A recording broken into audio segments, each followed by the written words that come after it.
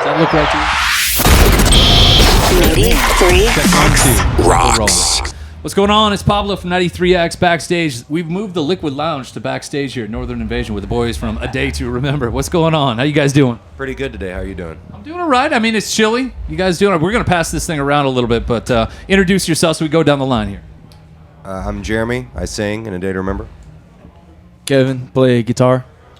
Neil, I also play guitar.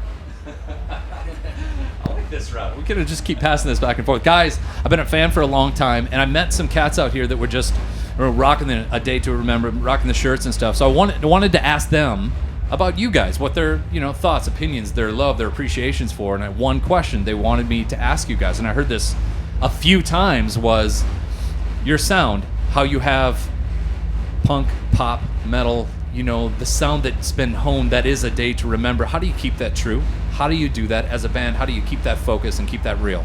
Especially for the fans who love it. And your fans are rabid. They love what you guys do. That's what I witnessed, so. I don't think it's something we're too conscious about. Sure. Actually, we always have just wrote whatever comes natural. Yeah. And what comes natural is mixing genres. So I think as long as we continue to do that, it feels like A Day to Remember. Or at least that's my take on it. Anybody else?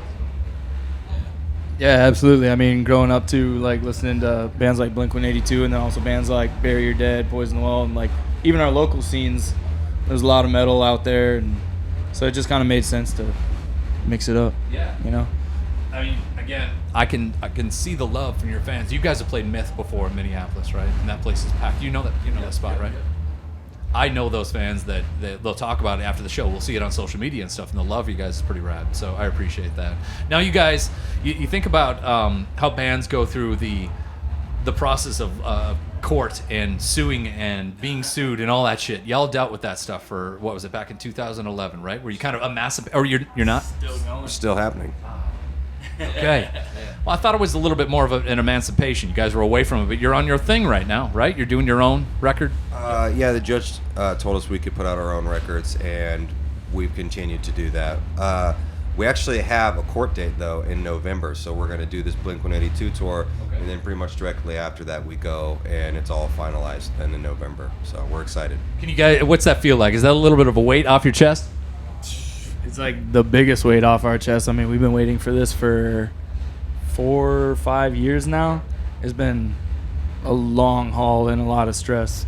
So if you don't mind, how does that whole process start for you guys, where it was like, we're done with this, we're not feeling this anymore, we need to get away from it? I don't know what the start was. Is it a long story that got you to the point where we're like, this isn't working? We just couldn't work with the label anymore. There was a lot of decisions being made that we didn't agree with, and that we had been forced into in the past because of a vague contract. So it just kind of all stemmed from that. We just wanted some closure on what does this document actually mean, because this guy was kind of using it as it actually means this, but it didn't really say that in writing.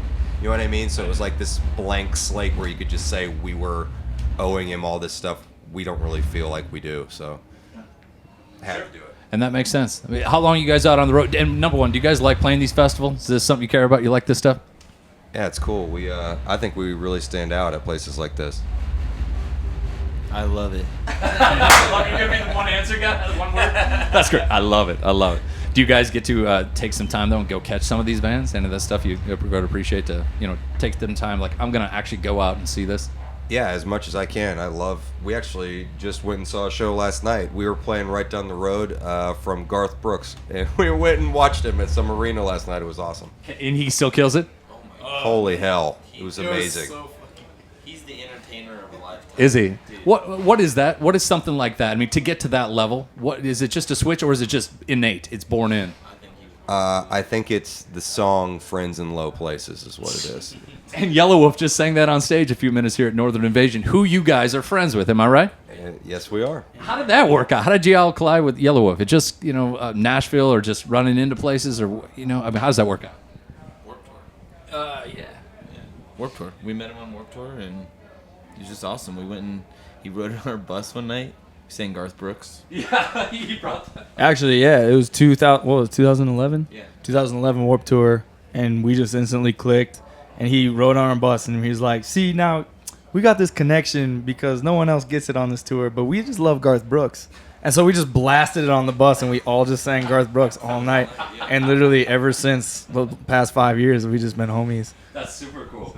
That's cool. Do you guys ever, when you when you're in the writing process and stuff, again, you're taking different influences, but is there something more stays to, this is our sound, this is more, we always more going to lean this way, we're never going to go, like with Yellow Wolf, he's got a little bit of country, a little bit of rock, a little bit, well, obviously hip-hop. So do you guys go, let's change it a little bit, well, let's lean a different direction, or is it a sound that stays? If it does go any which way, it's not on purpose. It's just whatever comes out at the time, and I think it just goes on what we're influenced by at the time. Cool. Now, I asked this a few minutes ago, Barry from Shinedown, and I'm curious because this kind of makes sense to me. And you see it often when you see these big shows. Taylor Hawkins and Dave Grohl were having a conversation once about how sometimes you're on stage and things aren't clicking with the band. They're just not hitting it. You're trying to get there, but you're 6 songs deep and you're still just kind of stumbling a little bit. Is there a point in the set, like it is with the Foo Fighters, where it's that one song where you all kind of look at each other and just kind of takes over? You all feel it. You can look at each other and go, all right, now we're in our pocket. We're in that groove. Does that ever happen with you guys on stage? I don't know if we've ever had this talk before, but I feel that constantly. I think you can feel when you're in the rhythm with a crowd, or me in general. I can kind of feel if the crowd is into it or not, and that kind of affects my decisions I make on stage. I don't know about you guys. Yeah, I mean, definitely on this tour, though. This tour has been so rad. Like, we've been playing, like, the B markets and stuff in between playing all the radio festivals. But literally every show we've played so far in a venue, like, I feel like we've clicked literally since the first note of every show so far, which has been awesome. It usually doesn't happen like that. And, yeah, so this tour has just been incredible. I love it. I knew I was going to get that. I knew it was coming.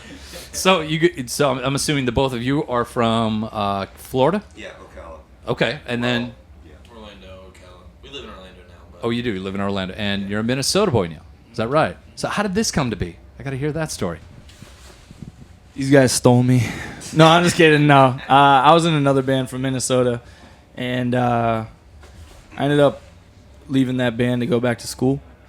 And literally 2 weeks later, I had just gotten pamphlets to go to like a community college, and Josh, our bass player, hit me up. Or no, it was actually Corey from another band from Florida. He hit me up and he's like, "You doing anything right now?" And I was like, "Nah, man, I'm just chilling." He's like, "Do you want to fill in for a Day to Remember?" I was like, "Yeah, sure. Have him hit me up." So literally, Josh hit me up the next day. And he's like, "Dude, I want you to tell me right now. Can you learn 15 songs overnight? It's cool if not, but I just need to know right now." And I was like, "Yeah, I think I can manage to do that." So Pretty good impression right there. yeah. I literally learned 15 songs overnight, and I just haven't left yet. So That's great. Well, you guys, when you get out in front of this crowd today, rip it, do your thing. I can't wait to see you. It's been a little while for me, so I'm excited. Thank you guys so much for your time. Pablo from 93X with the boys from A Day to Remember, ladies and gents. Get down. This is going to be great. Thank you, guys. Yeah, man. Cool. You. Thank you, brother. Thank you for talking so much. You need to zip it next time so much, you guys. That's how we do it. We got to get 2 mics going. 93X Rocks.